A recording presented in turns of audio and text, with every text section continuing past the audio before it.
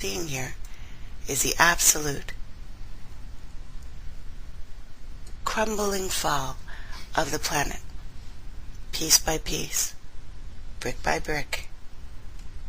1992, the world debtor nations, which borrowed from the World Bank, paid $198 million more to the Central Bank of Developed Nations for the World Bank funded purposes. They received from the World Bank, of course. All of this increased those nations the permanent debt in exchange for temporary relief of poverty caused by what? Prior borrowing. All these payments have already exceeded the amount of the new loans. 1992, Africa's external debt reached $290 billion, 2.5 times higher than in 1980, resulting in skyrocketing infant mortality rates, unemployment, deterioration of schools, housing, general health of the people. The entire world is facing what we see there.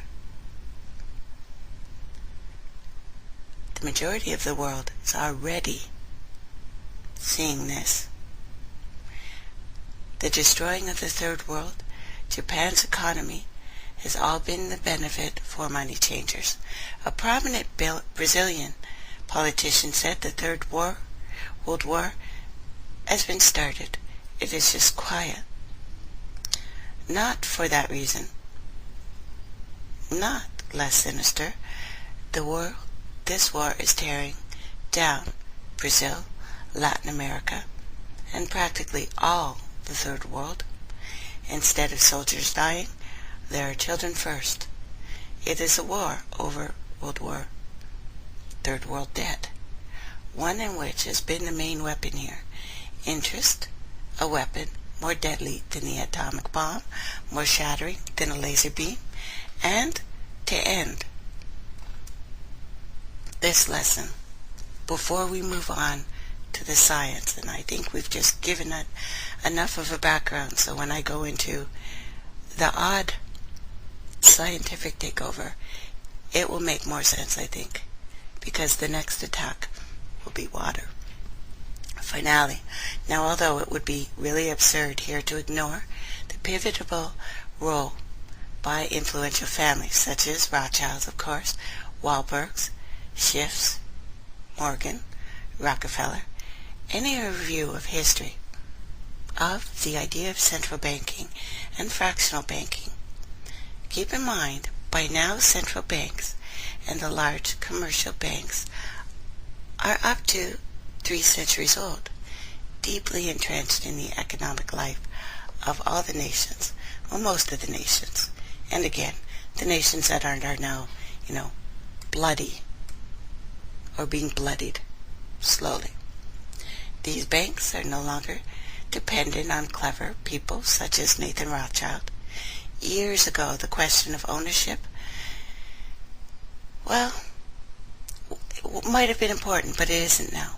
For example, both the Bank of England and the Bank of France were nationalized after World War II. And guess what?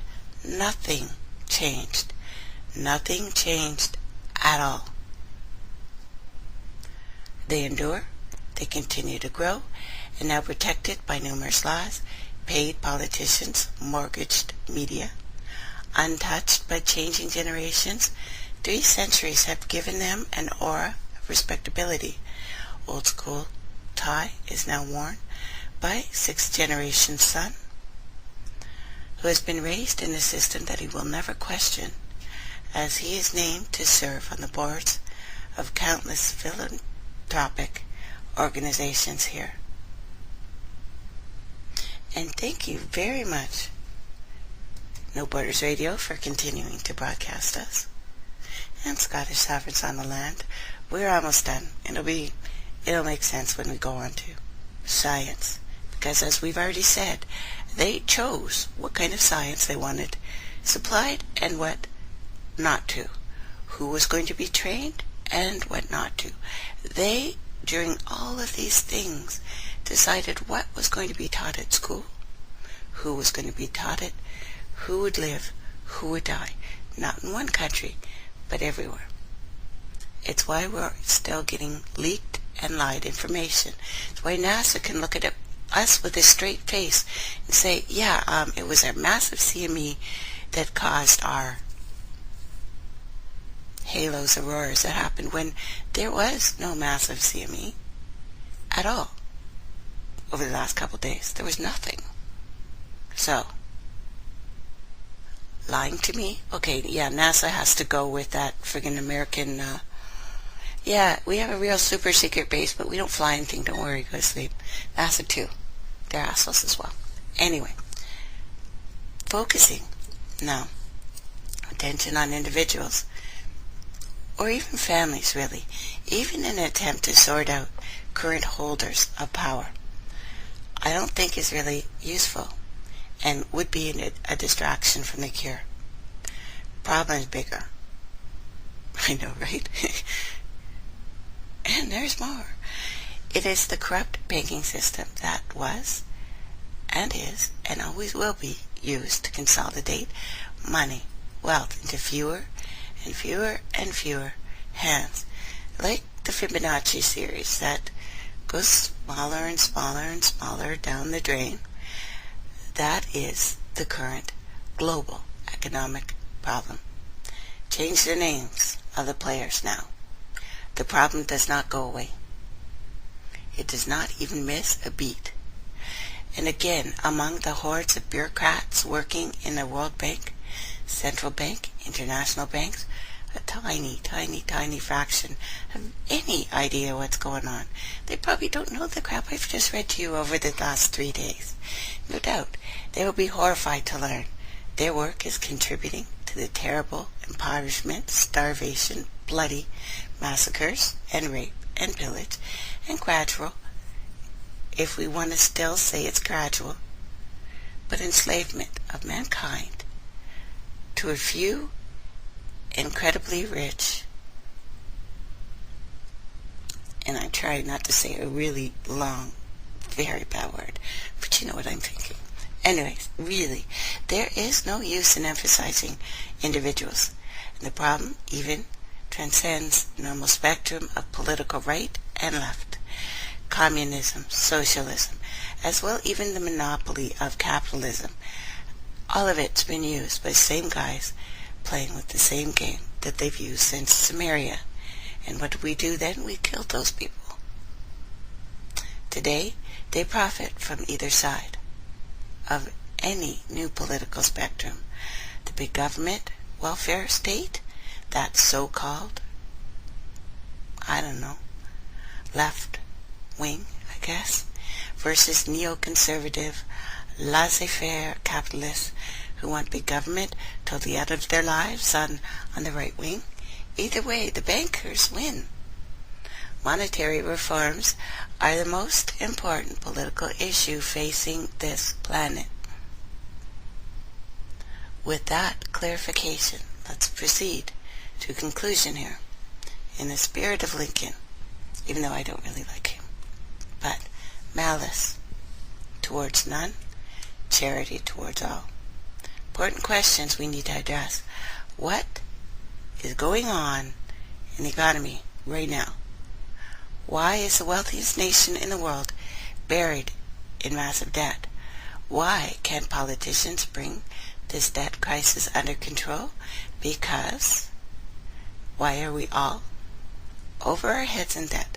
Because we are laboring under this debt system, this money system designed and controlled by private bankers, as it has been over and over and over again. Now they've got their big, fat, meaty claws into you. Some will argue that the Fed system is a quasi-governmental agency, but I would like to say you're what I like to call wrong. President appoints 2 of the 7 members of the Federal Reserve Board, governors, every 4 years, but do you think he chooses who he's going to appoint? And does he appoint them for 14-year terms, by the way, far longer than his own, but he's doing what he's told to do. The Senate does confirm those appointments, and they have never turned one down. The whole truth is that the president wouldn't dare appoint anyone to the board that was not approved by Wall Street, the Bank of England, at all. And never has. Never will. Of course, this doesn't preclude the possibility that some honorable men may be appointed to the board of governors, but fact remains throughout history, those who stand in the way of these guys die by falling out of 10-story windows onto some bullets, or shoot themselves in the back of the head like 12 times, or, combust, or die of heart attacks when they're not sick, and nobody knows what time they died. They just miraculously had a heart attack and died, like a lot. So, some argue that the Fed gives us stability. We saw the current head of the Bank of England, well, the last one anyway, Eddie George, claimed that this was the most important role of the Fed Central Bank. In fact, the Fed's record of stabilizing the economy shows it is a miserable failure in this regard. Within the last 25 years of its existence, Fed caused 3 major economic downturns. Great Depression, for the last 30 years, has shepherded the world economy into a period of unprecedented inflation. Again, not some wild conspiracy theory. Well known.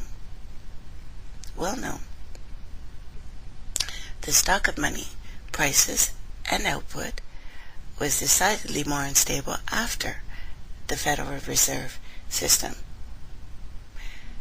The most dramatic instability in output was, of course, period between 2 wars, which includes severe monetary contractions. Contractions, like your hand around your neck, squeezing you slowly. No other 20-year period in American history contains as many as 3 such severe contractions between 1920 and 1938. Evidence here that at least a third of the price rise during World War I contributed to these guys. We must learn through history before it is too late. And this is what we are going to continue to talk about. Why can't politicians control federal debt? Because they don't care about you, and they never have. Who elects them? Who gives them the massive amount of money so they can look pretty on a camera for you? Pretty them up, dress them up, and they will say and do what they want. Like the puppets they've always been. Always. Fortunately, there are ways to fix this pretty quickly and without any serious financial problems. The world could get completely out of debt, believe it or not, in 1 or 2 years by simply paying off bonds with debt-free notes, like Lincoln issued. And all countries have these things, and there's slowly more talk of making notes. Yes, that is fiat currency, and it's made to just supply the needs of the people. Of course, it would itself create tremendous inflation, because currency is presently multiplied by fractional reserve banking systems everywhere. But here is the ingenious solution. Actually advised in part by Milton Friedman to keep the money supply stable to avoid inflation and deflation while debt is retired. As Treasury buys its bonds on open market with whatever country, you can say U.S. notes, let's pick on the States, but insert whatever name wherever you live there. The reserve requirements of your home local bank, town bank, will be proportionally raised, so the amount of money in circulation remains constant. As those bonds are paid off in U.S. notes, they will deposit this money, thus making available the currency than needed by the banks to increase